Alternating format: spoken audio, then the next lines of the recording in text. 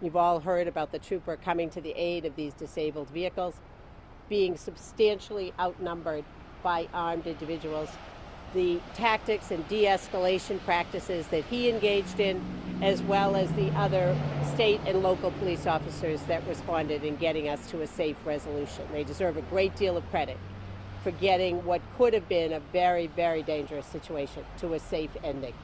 And in respect to that, we join as well in thanks to the people who sheltered in place, who followed the directives that were being issued by Mass-DO police departments in helping people to get to this resolution.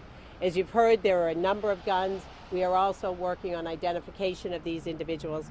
It's my expectation that all of them will be appearing in the Woburn District Court on a variety of firearms and other charges once we know exactly what we have here. They should be there on Tuesday morning. We'll be putting out more information with respect to that. But again, this is a reminder as we and all of our families begin the holiday of the dangers that can arise very rapidly in places where we may least expect that, and the way in which these officers working together today and using the best kinds of de-escalation and negotiation skills that they have were able to bring this to a place where within a few hours we are in a safe resolution of this situation. So I want to really commend everybody that was involved in this morning.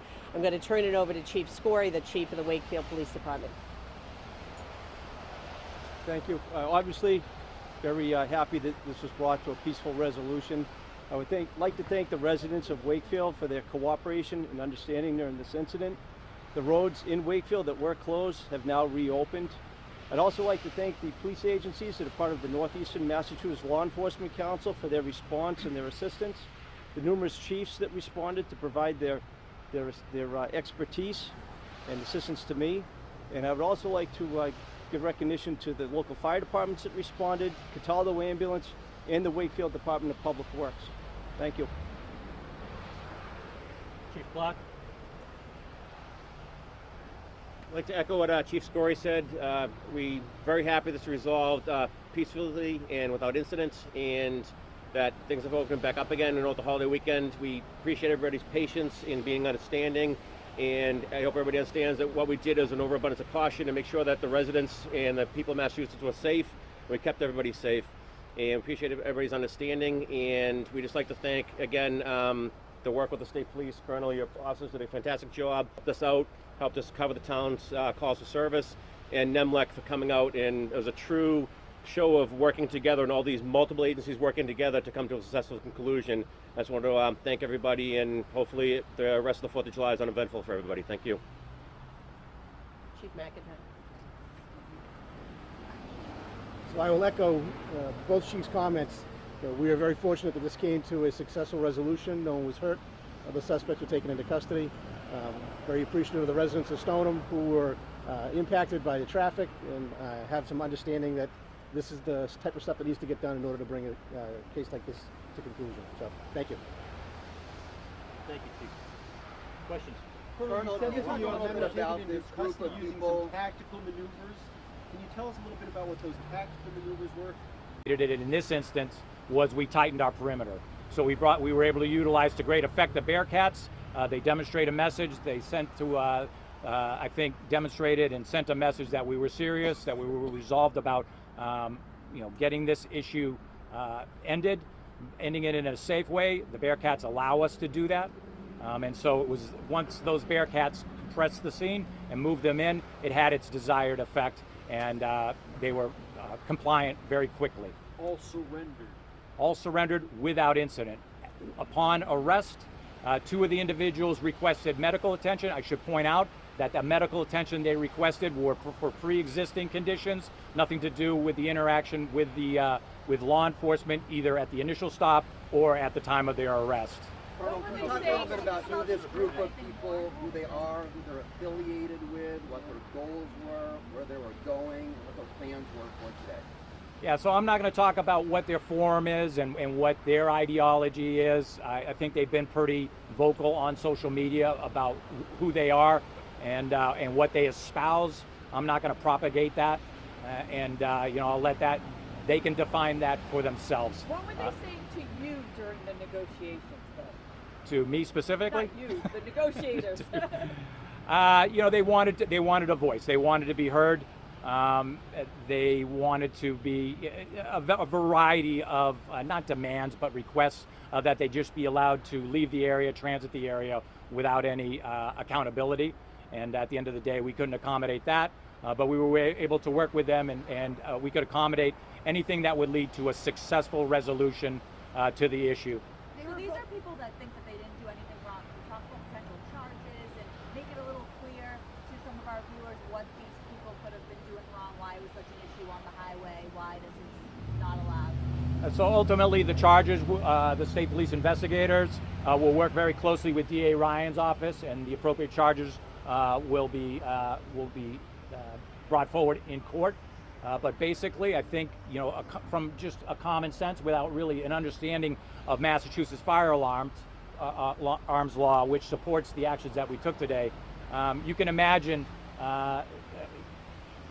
11 armed individuals standing with long guns slung on an interstate highway at 2 in the morning certainly raises concerns, and is not consistent with the firearms laws that we have here in Massachusetts. I understand that they have a different perspective on that. I appreciate that perspective. I disagree with that perspective at the end of the day, but I recognize that it's theirs. If they had their gun licenses on them, which they said they did not, would they have been allowed to continue through, or would they still have been stopped? Massachusetts, they did not have gun licenses on them, first of all. Massachusetts does not allow the carrying of a loaded or unloaded firearm on an interstate highway such as this. Colonel, was this all just happenstance? They were just traveling through Massachusetts and your trooper just happened upon them? And was there anything sinister behind what they were planning to do? Was there a lot of firepower in the vehicle? I think we'll know at the end of the day, at the end of the investigation, I should say. Was this something that was staged to draw the attention of the state police, or were they in fact just traveling? We don't know at this early stage of the investigation. Earlier you said that 2 were arrested. When those 2 were arrested on North Street, that 1 was armed. Were all 11 armed, and do all 11 face gun charges? So we're in the process of determining, looking at the body-worn camera footage, making a determination what charges would apply. For instance, the 2 that were arrested, only one of them was identified as having a firearm. As I indicated earlier, we're conducting an article search in that area to see if there are additional firearms that have been dumped, dropped out there. So at the end of the day, we still have a significant amount of investigation to do and ensure that the appropriate applicable charges are levied against each individual. Is the FBI involved in this investigation? So we are already in contact. One of my first calls is always to the special agent in charge of Boston when we have a major incident like this.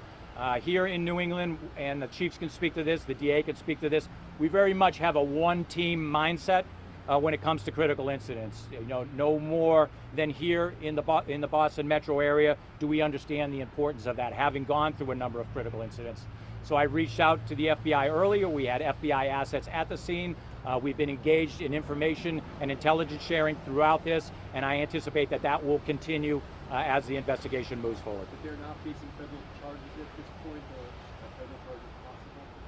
Do you want to speak We're to that? still working on that. We're still working on that. As the Colonel said, we've been in touch with our other law enforcement partners.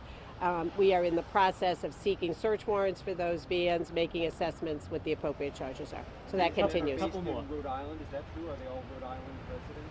That's information we have from them. We have not confirmed all of that in our investigation yet. During the negotiations, what was happening? Were they all like hiding in the woods, just standing there? What was the play-by-play? My understanding is there was a combination of some people who remained closer to the negotiators and others that were further in. But we're not going to really discuss all of that yet until we've had an opportunity, as the Colonel said, to review video, to really recount ourselves what took place out there. Were they all men?